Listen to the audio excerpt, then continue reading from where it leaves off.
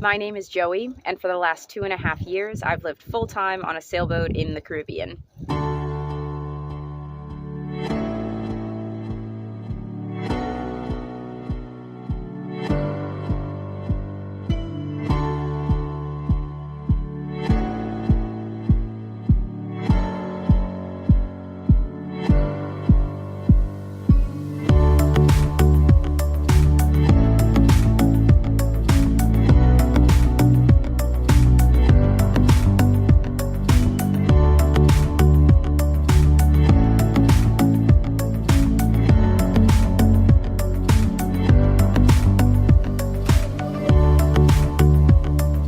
There was a bit of an adjustment period getting used to a daily routine living aboard versus living on shore in a typical apartment.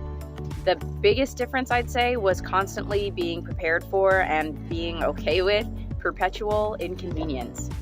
Some of the inconveniences I deal with living on board are running out of water, not having enough sunshine to power the solar setup, dinghy engines failing, water pumps failing, bilge pumps failing, bad weather, things being damp below deck like all the time. I could go on, but that's not what this video is supposed to be about. So the main adjustment that I had to make this work was just leaving extra time for absolutely everything and having backup plans and systems in place for when things go wrong, because they will go wrong.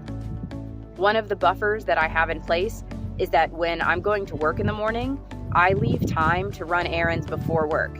So worst case scenario, if something goes wrong and I'm delayed getting to shore, I just cut out the errands that morning and can do them after work, but it allows me to still get to work on time.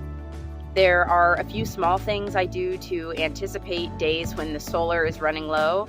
I keep a Ryobi fan and I keep headlamps handy, and I also keep a Tupperware container full of water in the bathroom cabinet so that I can brush my teeth and do my hair even when there's no running water.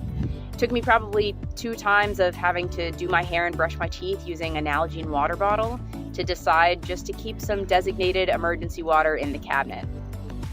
I tend to check out the weather probably twice a day during hurricane season and then every other day for the rest of the year, so that if there's any inbound weather, I kind of have to make the decision whether to head to shore for a few days or just stick it out on the boat.